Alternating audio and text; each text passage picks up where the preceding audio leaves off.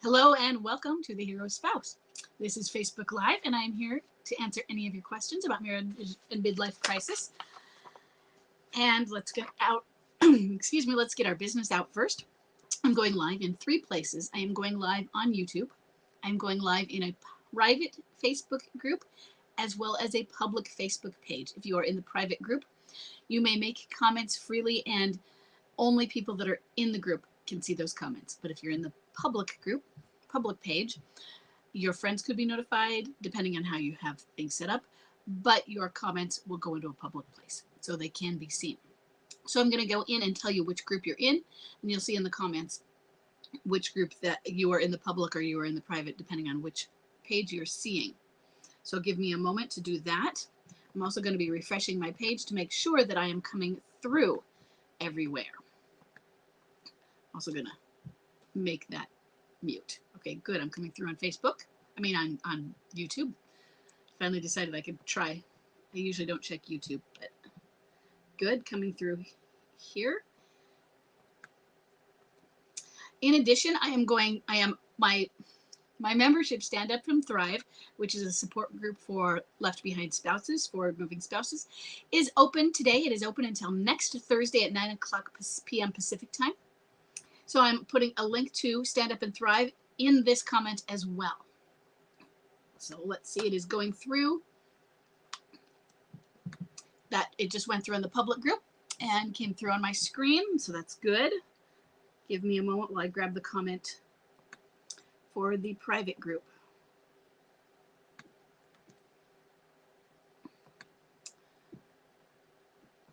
Okay, let me refresh so I can find myself.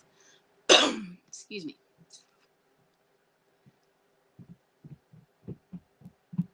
Okay, yay. That was the fastest I've ever done that.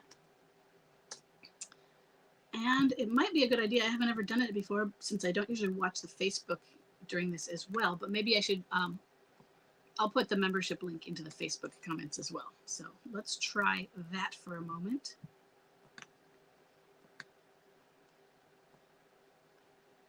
I've never done this. So, okay, here's where you do it in the chat, please. And so make sure it's all coming through. I think so. Nope, that one didn't because I used too many words. I'll just cut a bit out of it.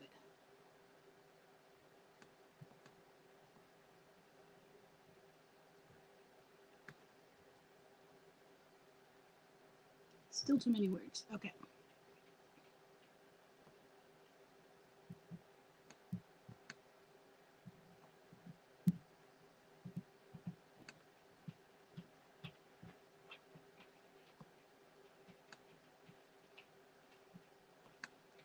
Okay, coming through. And let me know if you can't hear me or if there's any other problems. And we have several to get through today. If I don't get through all of them, I will get through next week because I usually go do a Facebook Live for the opening of my cart and for the closing day. So usually it takes, I go through about 8. I can get through sometimes 6 to 8 in an hour.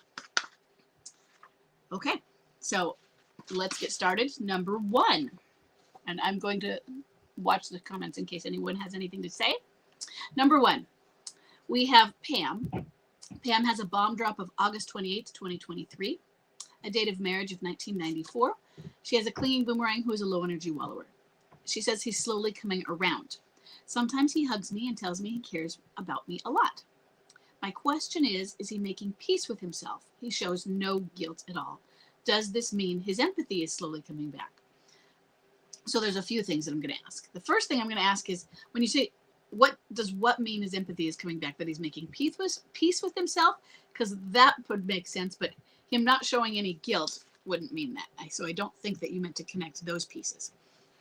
So this past week, the email that went out today and the email that went out last week, I gave you some posts or some excerpts from a former MLCer, Finally Free. And he was not a former MLCer in the post. This was way back in my day, 2006, he showed up at Divorce Busting. And then he showed up, he was there the next year, having returned home, being nice. And it gives us some insight into the mind of an MLCer. But his MLC was short. He had an emotional affair that did not go physical. And he specifically stated, I couldn't cross that line.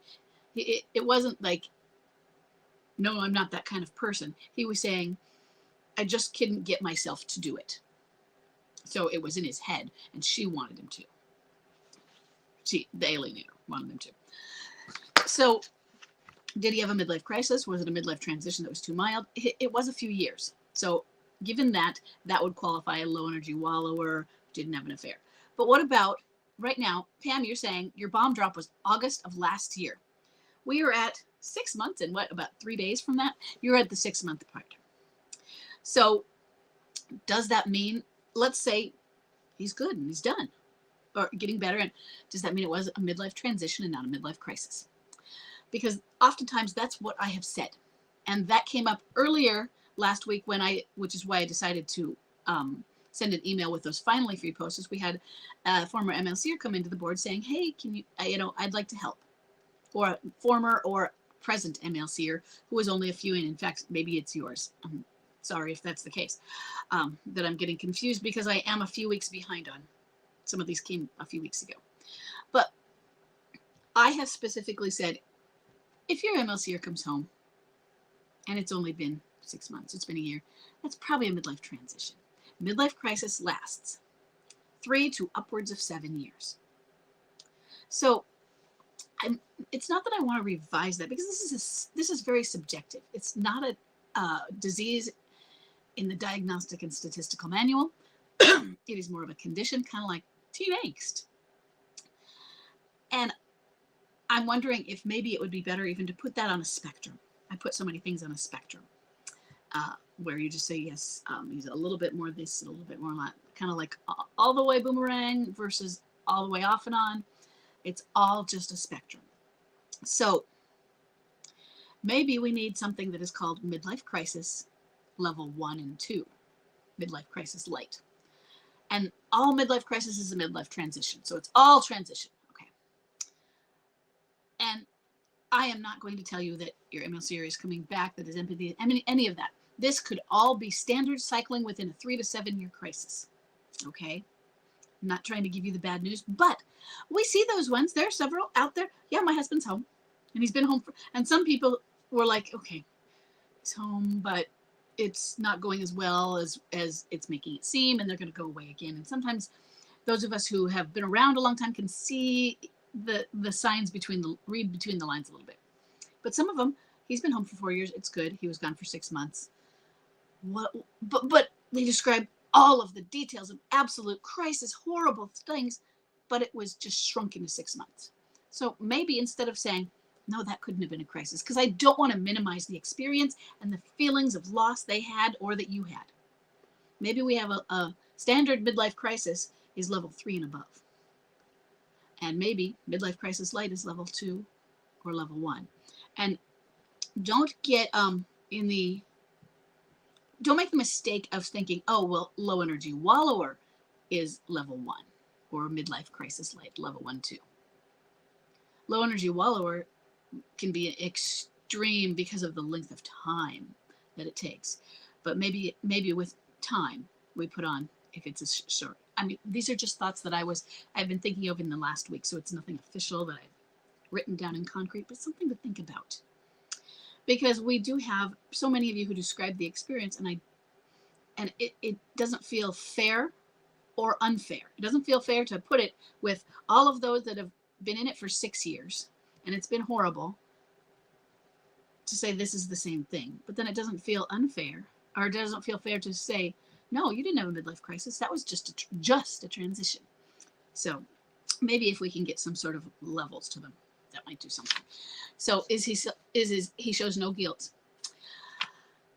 What does he show? He's making peace with himself, or is he really? This could be cycling. If he's making peace, empathy coming back, don't see the peace with himself. See what he's doing toward you and toward others for that empathy. How is he treating you? Is he still cycling with his guilt? Is he showing anger? He's not showing guilt toward you. denying it? Is he stuffing? Is he avoiding? In other words, is he seeming to withdraw emotionally from you? Does he lash out in anger or simmer underneath in anger? Those are all not promises of guilt, because you can have somebody, a narcissist who just doesn't feel, who only feels entitlement, doesn't feel empathy, doesn't feel guilt out there being angry. But in somebody who's not that way, sometimes the anger is the guilt. The anger is them, I don't want to feel guilt. And so it is their way, their manner of avoiding the guilt, the withdrawing, maybe making peace with himself. What does peace mean? Does it mean, yep, I'm fine? Or does it mean he's showing some insight and trying to insight and understand? What does making peace with himself mean? Does it mean, yes, I'm accepting what I did, but really that's just an excuse to say it's happened, it's in the past, where I'm moving on with it. Or I'm accepting what I did, I'm taking accountability for what I did. Making peace is accepting the accountability that comes with it and realizing. So is there really peace? Those are some things. Is it, maybe he's seeming calm. Low energy wallowers may seem calmer anyways, just because of that depression. But maybe he's seeming calmer. But does that mean he's really at peace inside here? With a bomb drop of August, you are 6 months in to a marathon. And 6 months, that's a blink of an eye. 6 months is before the MLC gets worse, before it gets better, really has taken hold. Because it will continue to get worse. We see it getting worse up to 18 months and 2 years. It can go longer. But at the 6 month, I'm still, from my position, because I don't want you to go in expecting, but from my position, I'm still expecting worse. At the 12 month, I'm still expecting worse. So I really want you to not bank on everything I'm saying, because we have our outliers. But at the same time, I want you to expect everything, anything, and nothing. That's how we do the expectation. It's accept that it could be all of those, one or all of these different things, and prepare yourself with your detachment and continuing healing and mindfulness and the grace that you show to him for all of those things. Because you could be in for a long road, and let's say he is getting better, and it's not just a cycle, and he's going to consistently. Then what? Because first thing, I've given you something that, like, you're going to be more skeptical of it. Counseling. Use that as a litmus test. You know what? We need to go to counseling. For one thing, an MLCer who comes home prematurely, hasn't gone through their things, I call it being ripped out or yanked out of the front of the tunnel. They have not integrated those shadow pieces that have put them into their midlife crisis. They will go back later, 10 years later, for another crisis. 1 year later, it's not another crisis, it's an arc of the same crisis. But I've seen a gap where maybe things were much better. They thought they were perfect. Or maybe you rug swept.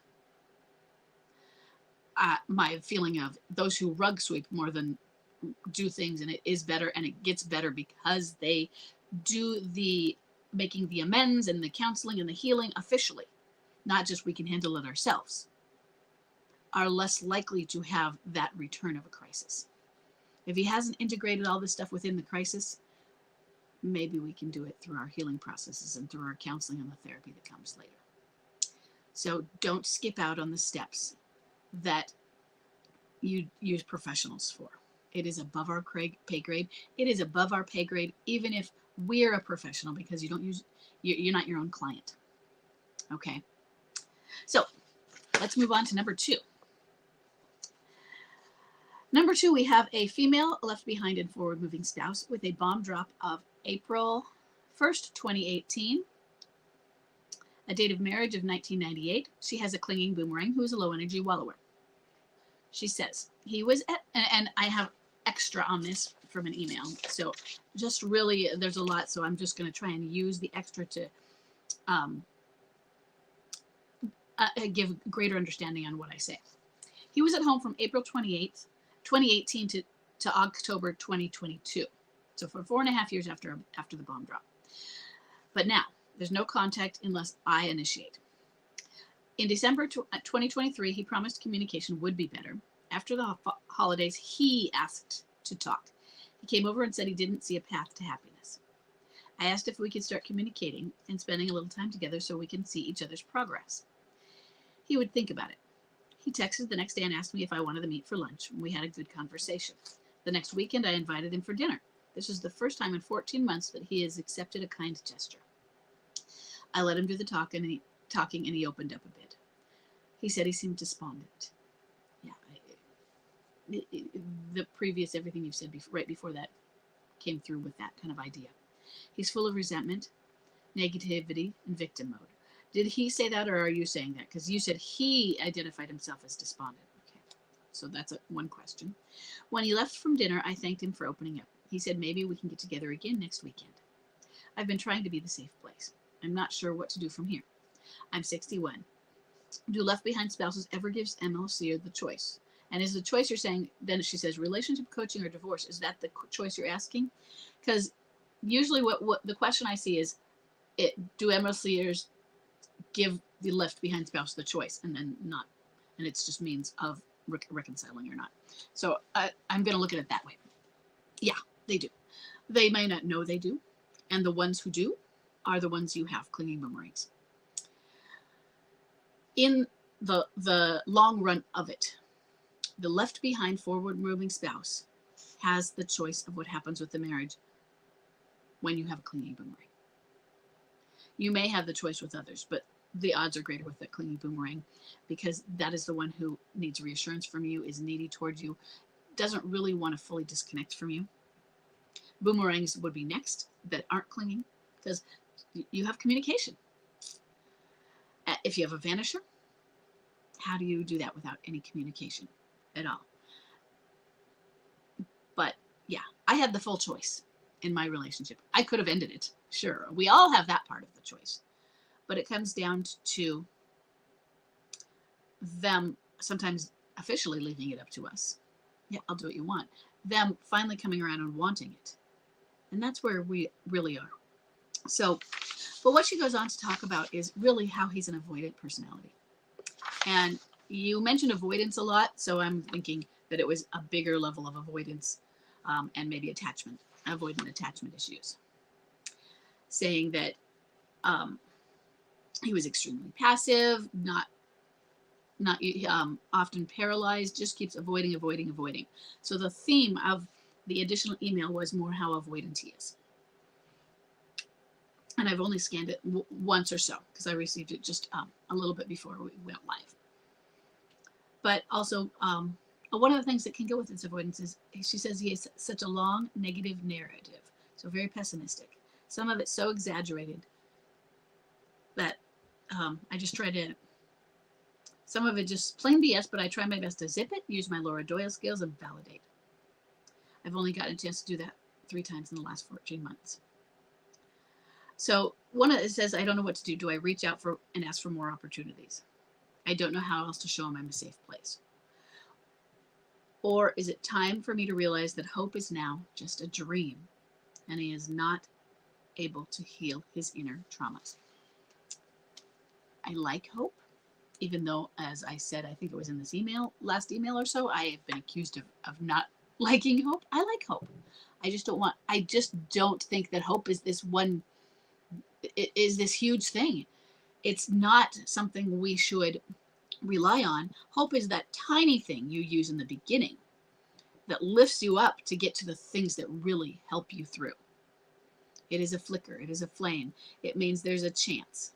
It doesn't mean there's a great chance or a little chance. It's about possibility, not probability.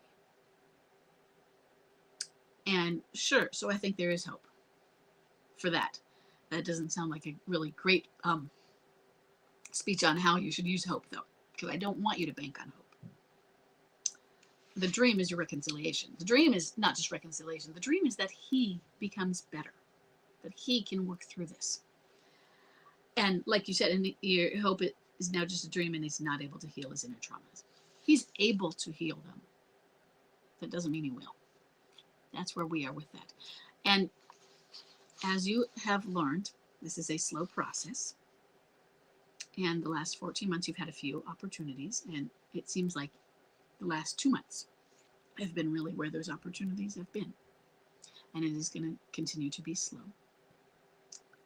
And regardless of what you choose, reconciliation standing wise, you can still be there for him if you choose that, and be a safe space for him, whether he comes to the safe space or not. And yes, you can put out the offer. If he is receptive to your offer when you put it out there, then there's nothing wrong with putting it out there.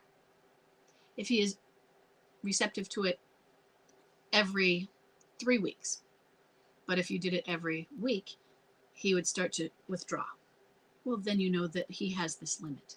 And so you do it every 3 weeks. Maybe you try every 2 and see if that's a balance. If he starts to get irritated, annoyed, withdraw some more, you know, okay, this is a little too overwhelming for him, so I'm going to pull back. And I don't just mean emotionally, I mean in quantity, how often you may initiate.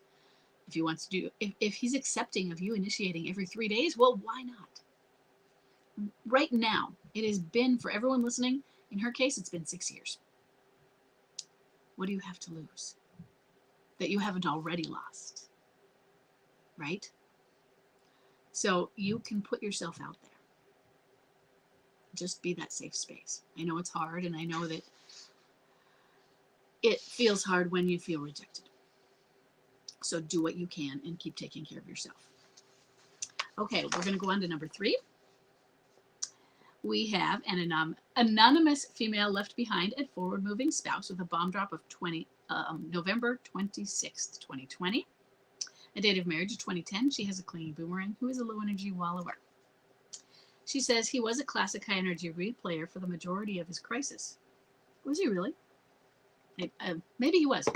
I'd have to go back. I hadn't thought of him as that, but maybe I'm just not remembering properly.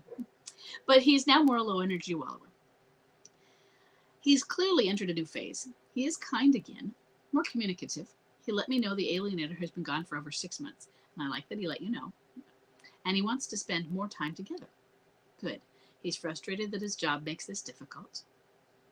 He's apologized for everything under the sun, but is still avoiding the elephant in the room.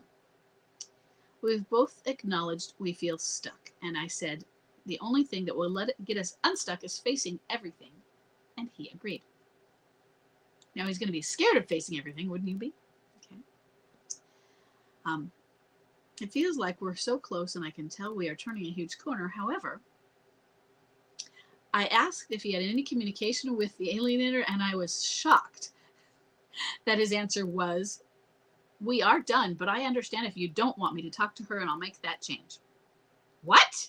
Why is he still in touch with her after all the destruction she's caused? Why not? I mean, well, you and I know why not. But think about, Chuck wanted to check in to make sure she was okay. And it sounds from here, he didn't say yes or no. He just said, I'll make sure we're done, but I won't talk to her anymore. Now, does this mean that she is initiating the call to him or that he is initiating the call to her? Don't know. But think about the addiction that happens and how hard it is to give up an addiction.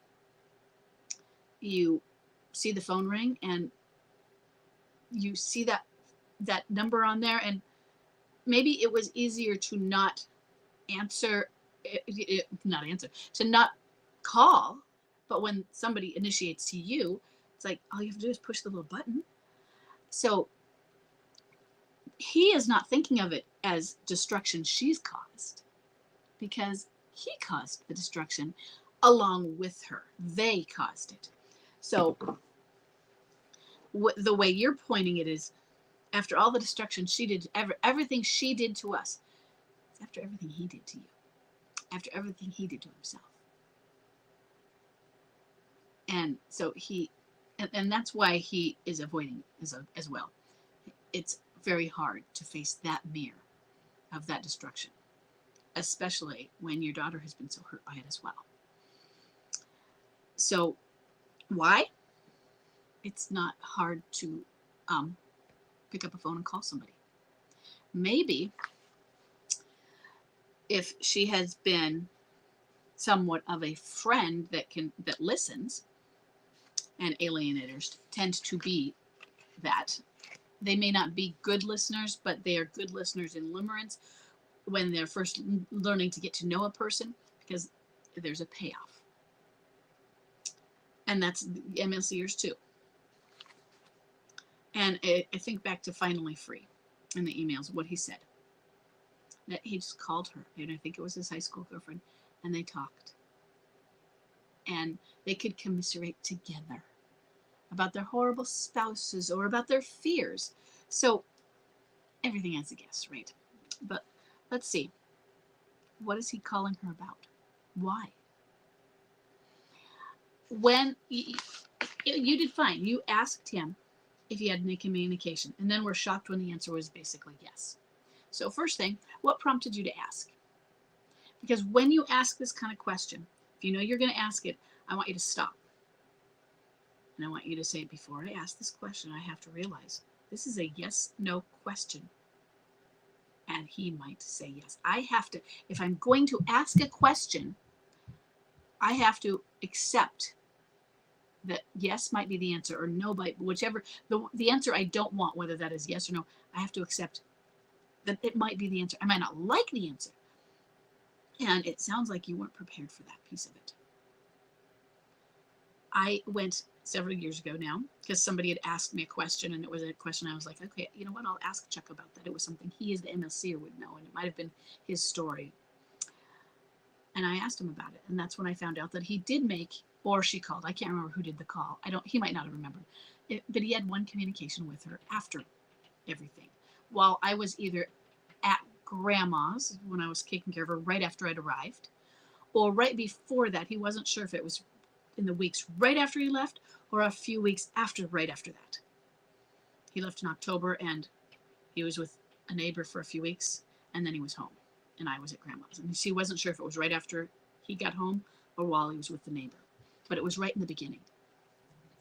And it was years before I asked. I didn't feel the need, and it wasn't a big deal.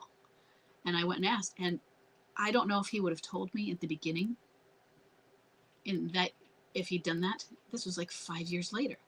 I was prepared for the answer. I didn't know the answer. I could say it surprised me, but it didn't shock me. I found it more interesting than anything. You weren't ready for the answer, but you asked the question. So next time, first, it's good to have that answer. And yes, you need to say, yeah, I would really appreciate that. Because instead of being upset about him, like, why would you do that? He's still in his midlife crisis. He's coming around, but he's still in his crisis. And do people in midlife crisis think logically? No. So he doesn't think of it as, she caused the destruction to me, it's her fault, because it's not really like that.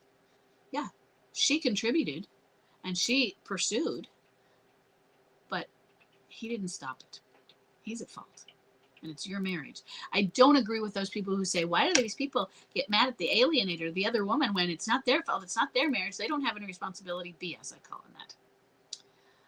It is both people's fault. If you have an affair, if you have a relationship, an emotional sexual relationship with someone who you know is married, then yeah, you are to blame.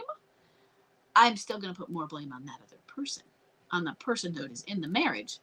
But yes, I do feel that we have a responsibility to other couples to not be the interloper in their marriage, to not alienate them.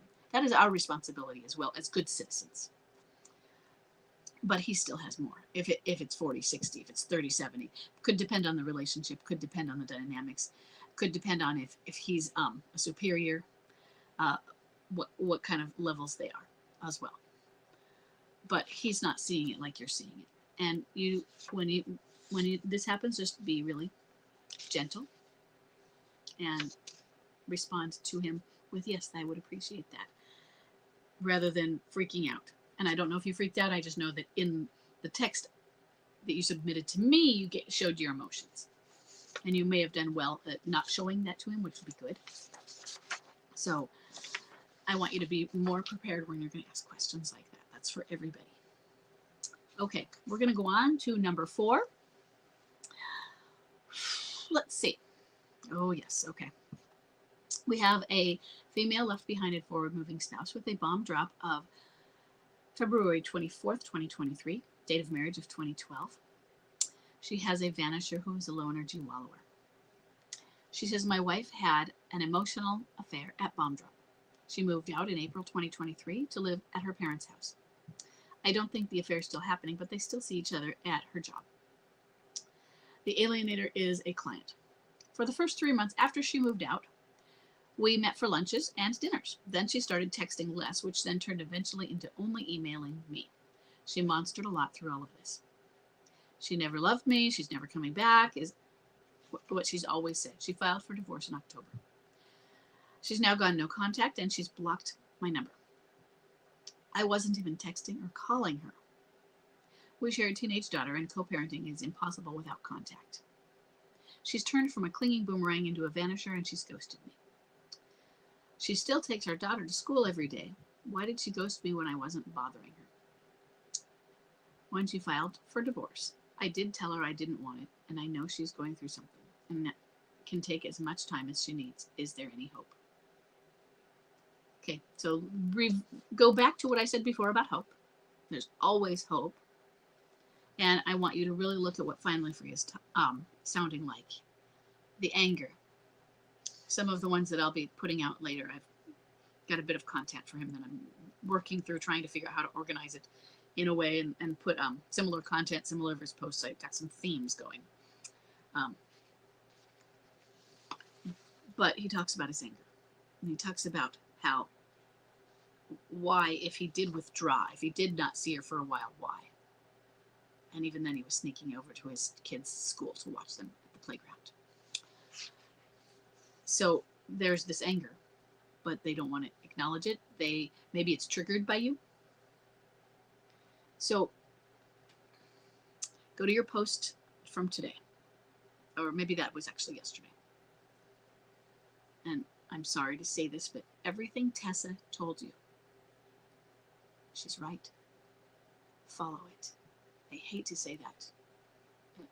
She probably hates to say it, because your wife is being, you are not allowed to do this to me. You are not allowed to do this. You're not allowed to look at me. You're not allowed to think about me. She wants all of that. She wants this full-on boundary that she can't even control. And yeah, there are pieces of it that you can fight, and such as going to events with your daughter, and she's trying to say you can't even, you're banned. But do what you need to for your daughter, but at the same time, you're going to have to figure out how to be in that presence. And let's say you're at an event because she can't ban you from something. I want you to be light. You're not talking to her, you're not even looking at her, but you know that she's over there. And you sense it. Maybe you see her out of the corner. But you know that she can see you.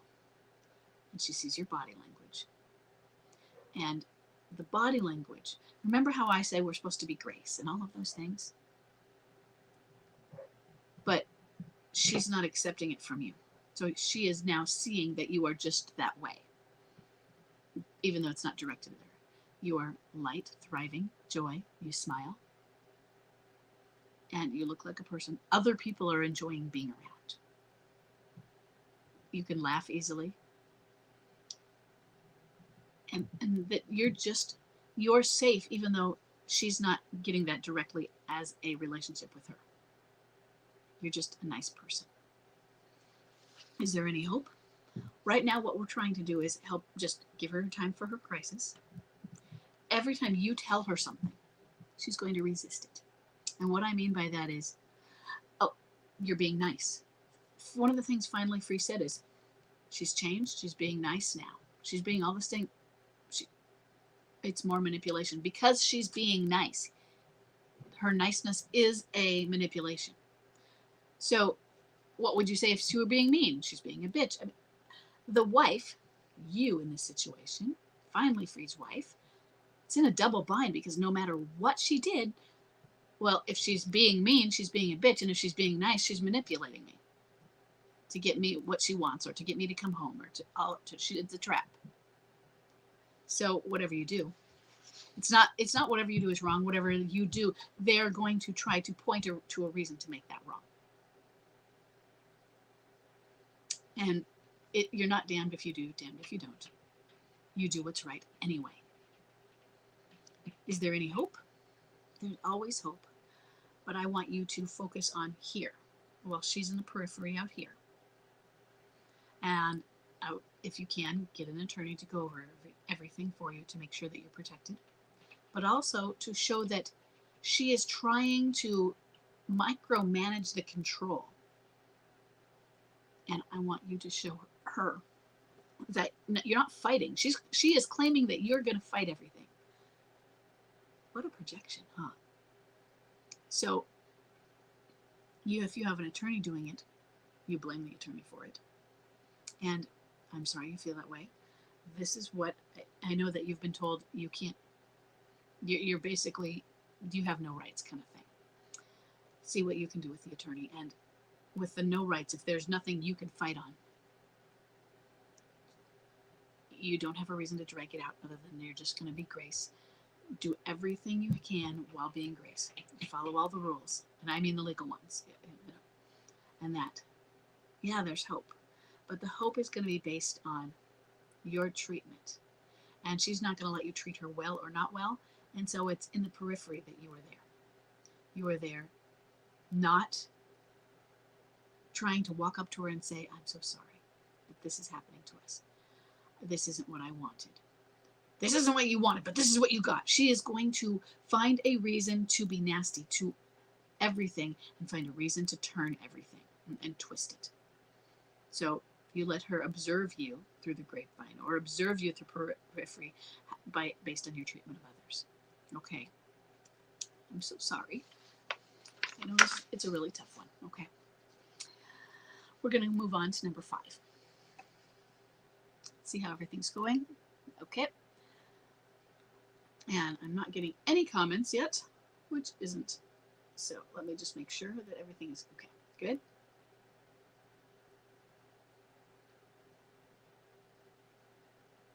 Okay. Okay. Number 5. We have Melissa. Melissa has a bomb drop of June 14th, 2021. A date of marriage of 2012. She has an off and on who's a high energy replayer. She says we went from a secure relationship to separation in what seemed a blink of an eye. It's been 3 years since bomb drop. Moves out, moves home, lies to me and talking to her, seeing her. It seems to be a partial sentences right now. His actions and words are not aligned. He takes care of me and her daughter in many ways, says he loves me, is working on healing and coming home. On the other hand, he is sneaking around to see her and, hold on, let me make sure I get that turned off, and tent her. So I don't know if there's a, if there was a typo in there. I feel like I'm living in a soap opera. Yeah, that one I definitely get. One of my divorce busting threads was named for being a soap opera. I'm not sure what my reality is. I don't trust him or myself. He's pushed me to react in ways I never thought I would. How do I fight for my family and keep my heart safe at the same time? Okay, the first thing you do is he has pushed me to react. So, yes and no. Right now, you're blaming him for your reacting. And so what you need to do is you need to learn to respond instead of react. That piece is on you. And he is going to push you to get you to react. And the lower your trigger for that is, the more reactive you will be, or the easier it will be. So your job is to continue to work on your detachment and healing. And I recommend doing this through mindfulness, counseling, therapy, other things. But mindfulness is helping to calm you, to regulate you, so that you are not as easily reactive. Remember, reaction is equal and opposite. So he yells at you, then you do something that is of equal energy to that, rather than responding. When we respond, we can be calm. We can stay in our head and be thoughtful. We don't get hijacked. And he has pushed you. He is going to push you to react, but that doesn't mean you have to react. So that is on you. He cannot heal you for you. He cannot get you to respond. You have to do that. You have to do it consciously. You have to make that effort at your healing. Okay? And that is how you fight for your family. I hate those words, fight for our family, because what does fighting mean? Fighting means a few things. Well, we use that for terms of war. It's violent. Fighting is when there's a competition and there is a winner and a loser. In your marriage, do you want one of you to be the winner and one of you to be the loser? And how does the loser feel about that? Do they feel safe? Do they feel like they can come home to that? Finally, Freud talked about things like that as well. He said he didn't want to come home and have her be self-righteous and hold it over him. In other words, win or loser. Come home with the gun to his head. And he says, and she never did. But he was afraid of that because he's doing it to himself. And so you keep your heart safe, but you keep yourself safe with emotional regulation. Yes, you're living in a soap opera, but part of it is because you are so wound up with it as well. As long as you're reacting back, it's going to keep him going. And the person who is not sane right now, he might be reactive, but he might not be in as much control.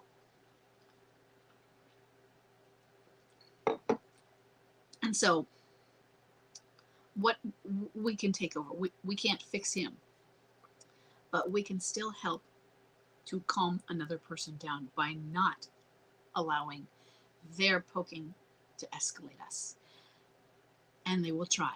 Oh, that didn't work. I'm going to try a different button. This button will hurt more and more. And they are going to try the next one and the next one. And then eventually they may give up. None of it's working. What they may do is they may give up on you and project to another person. Or depending on the person, they'll keep trying. You have to look at, are you their narcissistic supply? His actions and words aren't going to be aligned. He is at, let's see, 2021, he is at 2.5 years, which is a good time for either being right in the middle of it, but also sometimes you see turnarounds here, not reconciliation, turnaround, where you realize your trend line turns toward maybe that's happening. But when we get that turnaround, when Finally Free showed up on the divorce busting boards, he was in that turnaround. And he was nasty. And then a few minutes later, he was, how do I go about doing what you're telling me to? I'm so afraid to love my wife, but I do. And then a few minutes later, he was nasty.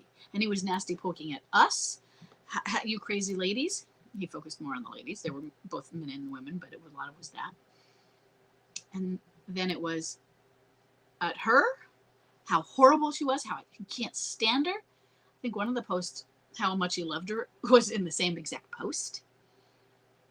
I do love my wife, but I'll never let her know it because she'll have hope. Back and forth. When they are starting to question themselves, when they have gone through the, started to have their awakening, they realize the destruction they've done and they are mad at themselves. They're ashamed of themselves. It is what sends them crashing into liminality, which is where they face themselves. They face the mirror. They have been avoiding that mirror. And so at that point, you can see a lot of anger. But because of it, the recognition, the realization, they are also, oh my God, my poor wife. Oh my God, she did it to me. Because if I feel guilt, that hurts. If I feel guilt, it's my fault. If I feel guilt, the burden is on me. I have to fix it. I can't fix that. It's too big. I'm so mad at everything now. She did this to me, because it's so hard to face that. And yet that awakening continues. And so there's this anger, this overcycling of anger, trying to deal with and accept what you've done. So you might be seeing some of that. So hold on, let me go back and through.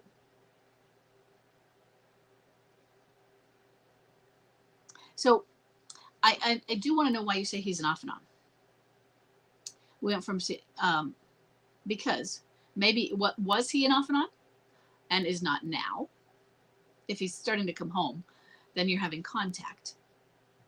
But you're describing somebody who you have a relationship with, who you have communication with. If you have regular communication with him, regardless of the reason, other than that you're in court and it's a requirement. But if the reason is your daughter, you have a boomerang. And if he wants to come home and is thinking about it, there are greater odds that clinging boomerangs do that. So anytime somebody even starts to, I'm wondering if they've been a clinging boomerang, and they are clinging. So you don't trust him. You shouldn't trust him. And it's not because he is or is not trustworthy. It's because trust is earned with consistent behavior over time. Now, for trusting yourself, that's one of the things that we have to do and heal, because they have done all of these things, lied to us, and we believe them, and now our trust detector is broken. How do we learn to rely on ourselves, that we can figure out when somebody is telling the truth or not anymore? Or that they are not telling the truth, but they are being the truth. They are being an honest and authentic person. And he's not ready to be that either. He wants to be that. That's not the same thing as ready, as going to be that. He is in this fight for his life, and he has realized what he's done. And what you have to do right now, if you're standing for your marriage, is you get yourself healed. Okay. I want you to be emotionally regulated, because I want you to be able to handle what it means to be grace to him, what it means and what it is to welcome him, what it means to say, would you like to join us? We're going to the zoo with the kids. Or would you like to go to the basketball game? You can sit with me. Would you like to come over for a family barbecue? To welcome him, because that is one of the things finally Free talked about, is he felt welcome. She invited him over.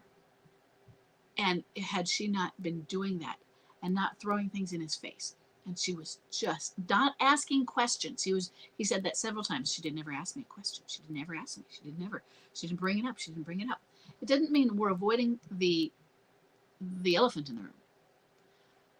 But sometimes you wait till the right time. Sometimes you wait till the right time in the right place, like therapy, where you're in the confines of safety. She helped him feel safe with her, because she wasn't going to be accusing and judgmental.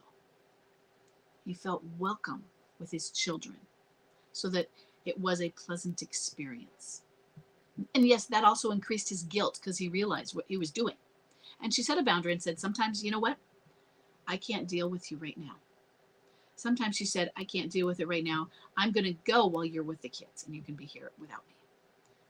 And he said even that made him realize that she was hurting, and she had been hurt. Her being kind and gracious to him triggered that empathy in him, helped him realize it.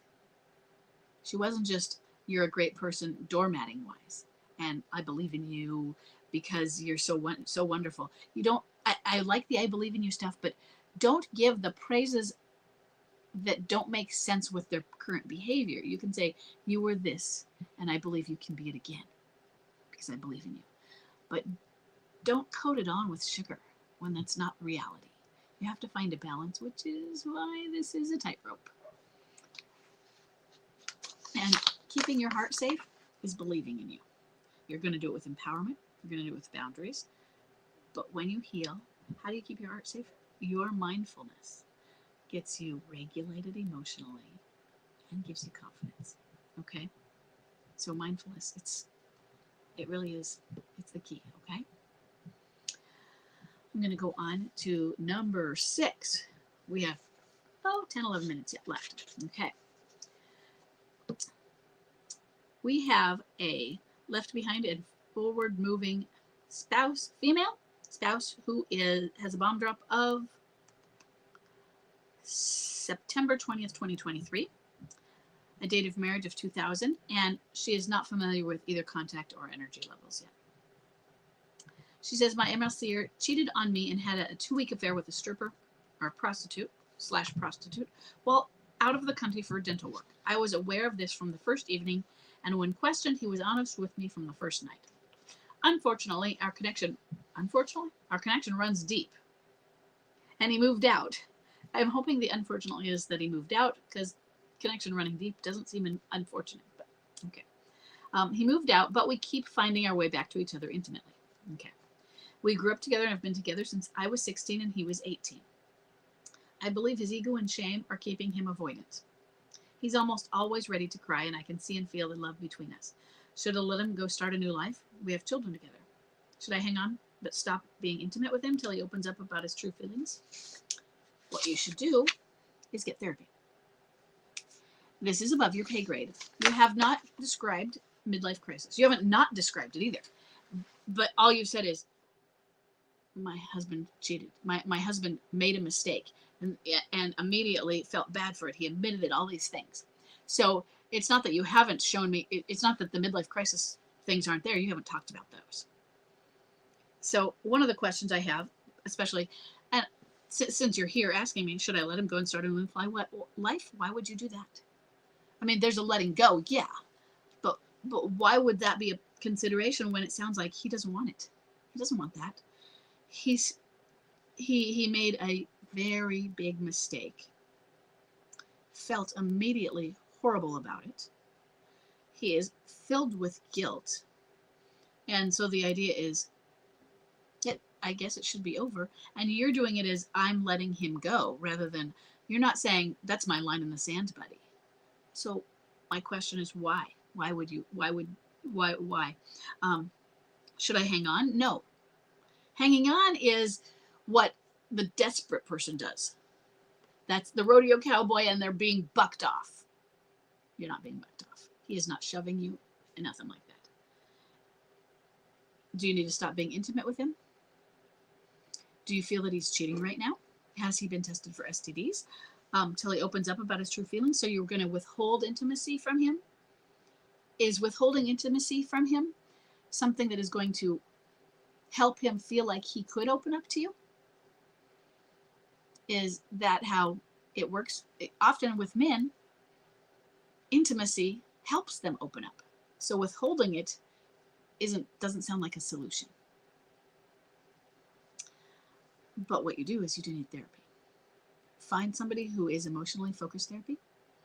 And maybe you'll find regular therapy that there are other underlying problems that cause this, and there are other therapies that may be some trauma. I don't know. But find emotionally focused therapy was designed for affair recovery. Do not do this without therapy. He's just going to keep, for a while at least, falling into a pit of despair, hopelessness, and shame. And he's dragging you down with him. But he doesn't want to be there. He wants to be with you. That's why he's there. He came back and he admitted it. He didn't keep any of these things secret. But he doesn't know how to recover from it. It's because it's above our pay grade. We do these things, but we don't know how to go delve deep into ourselves and heal ourselves. That's what we have the professionals for. Is there hope? Yeah, it's all of there. But I don't want you doing this alone. And I want it with somebody who is trained.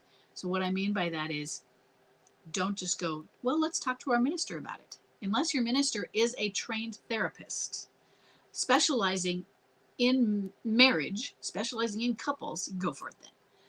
And especially specializing in infidelity. And in this case, maybe it's a different level of type of infidelity because this was not an affair. Oh, you said he had a 2-week affair. But it was, so not a one-night stand, but with somebody who did he have an affair with her, or was this a transactional relationship, because you say prostitute? Did he have to pay her? So in that sense, was it transactional rather than a real affair? Which is, when I think of affair, I think of a relationship that is mutual. I don't know. But what he has to look at, what in him caused him to make that choice. That may be individual therapy as well, and you need the healing therapy together. But I really want him to doing some therapy with you, where you can figure these things out and how to heal together. Okay? It doesn't mean it is a midlife crisis. It doesn't mean there aren't other things, but you just haven't talked about them. So I don't want you to go toward he's having a midlife crisis unless you know specifically that the other stuff is there. Okay? Okay, let's move on. This might be our last one. We will see. Okay? We have an anonymous female left behind and forward moving spouse. Sorry, this is number 7. With a bomb drop of October 28th, 2023, a date of marriage of 2009. She has an at-home MLCer who is a low-energy wallower. She says, a few weeks after bomb drop, my MLCer started opening up about how he's feeling. The things he says sound a lot like depression. Not feeling anything. Nothing is enjoyable. Always tired. In hindsight, I think his depression has been going on for almost 3 years, but he's been very good at hiding it. Although at bomb drop, he was already looking at moving out and splitting time with the kids, he is now willing to find a place of his own to retreat to for 2 to 3 days a week while working on himself. He seems to recognize that he needs help with his feelings. On several occasions, he mentioned that he will find professional help to deal with his problems, only to back off later, saying he first needs to move out and have time alone so he can let all those feelings wash over him. So then the 2 questions we have. Could it be that he's already moving on towards liminality? Number 2, should I push him to find professional help given that he recognizes he needs it, or should I just let him figure it out on his own? So let's go back to that first one. Could it be that he's already moving towards liminality? No. Sorry to be so fast about that. Remember what I said with number 1 about midlife crisis level 1 and level 2. And maybe there could be mild, but I don't see that. No. You're going to be surprised at what is still to come. No, he is not moving towards liminality. What MLCer cycle though? And if he really is a low energy wallower, first thing, let me back up. You say that the things he says sound a lot like depression.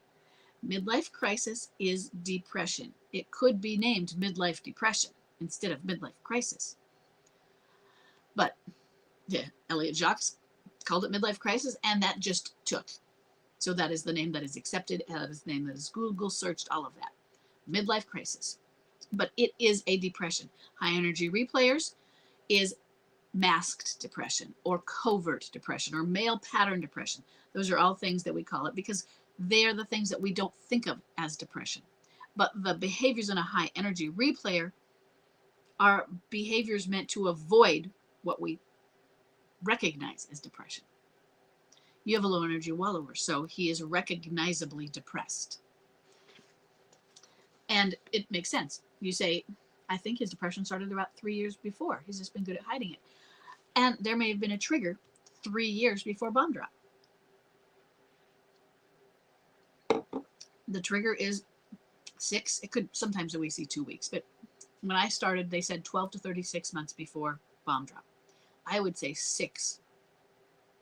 6 to 18 months is the most common, but it can go anywhere from immediately trigger to bomb drop to 36 months before. And it's 2024. What was 36 months ago? February 2021. What was happening then? We were still on lockdown. So everyone in the entire world on Earth has a trigger that could lead to this if they are susceptible to that.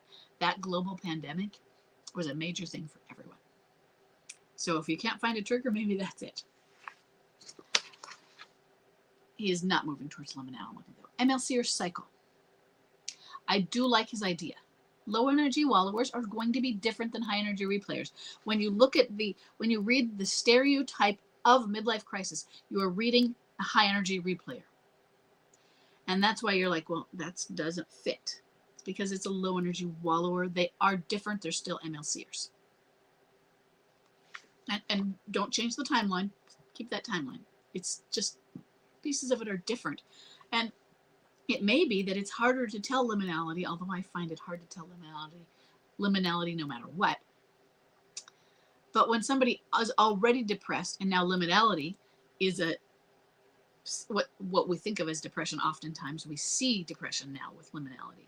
In fact, Jim Conway from his book Men in Midlife Crisis, He called that stage depression. I call it liminality because all of it's depression. I don't think it's fair to call a stage depression.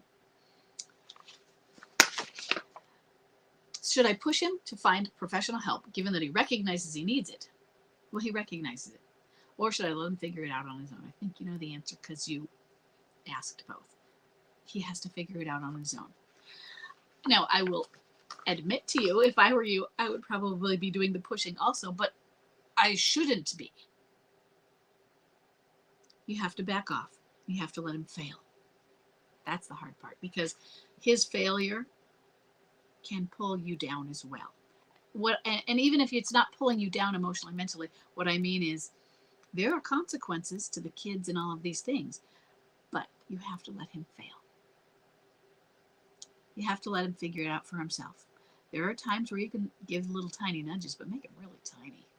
And right now, I want you to step back and say, yeah, I recognize that, we both have talked about this, and you need to figure it out on, and don't say on your own when you're talking to him. It's, you'll do it when you're ready. I trust that you'll do this when you're ready. It's going to be important. Now, if he gets to a point there where he wants to come home, and he's showing signs, and he's been through this, and it's ready for reconciliation, and you're seeing progress through the tunnel, not just like, I want to come home now. And it sounds like he's at home and going to do this retreat for every 2 to 3 days. I like that. But where he's ready, there comes a point where therapy is a requirement. But the requirement in that kind of therapy is marriage counseling. Okay. And that's when it's for both of you, so you can do something about, take more action with it. But for personal individual therapy, you haven't fully been removed the right of spouse or the right of wife, but somewhat. You have to step back and let him solve the problem. So the right of spouse would be, you know what, would you like me to make that appointment for you, hon? Or sometimes you might go to an appointment with him, such as, let's say it was doctor appointment. Chuck usually goes on his own, but last year, because he's been having a medical issue for since the start of the pandemic, almost, not quite, but mid-2020. Last year, he asked me to come along with him to the doctor. I did not butt in, but I was like, oh yeah, that's a good idea. And he asked me because he said, you'll ask the questions. You can ask, I think you're going to be clear in your head, and I had them written down. So he brought me along because I have the right of spouse. I can go into that,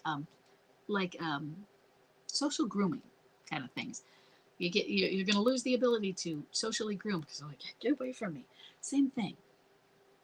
So there are certain things that later on or previously you could do. And now if you do them, they become smother-mothering, or they become crossing a boundary. And he might not have said that, but this is part of giving him a space.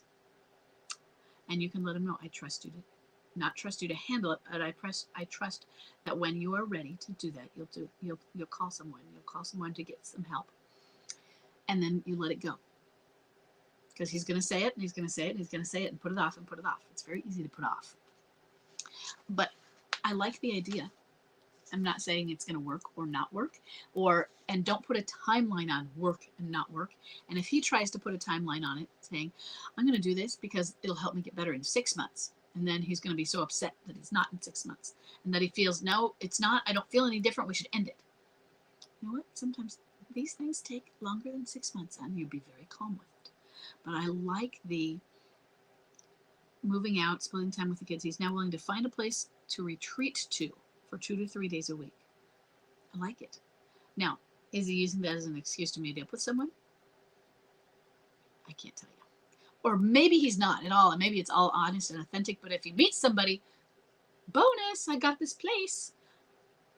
But for right now, this in many ways, if it's honest and authentic as that, a lot of left behind spouse would dream of that kind of a situation where they just can take time and accept. And he might not be. And you have to allow that he is going to go there to work on himself. And while he's working on himself, he's going to actually avoid working on himself and do busy work or whatever. But that's his choice. He has to do it that way. Okay? Okay. We have a couple more that we will push on to next week. So I'm going to put a mark on here where I finished off. And again, next week, Facebook Live at 1 o'clock, just like today, Thursday.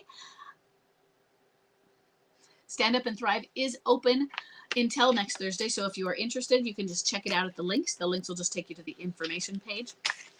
And I hope to see you there. And if I don't see you in Detach and or Stand Up and Thrive, because Detach and Thrive, my online course, is embedded into the membership, I will see you next week at Facebook Live. Okay? Bye-bye, everybody.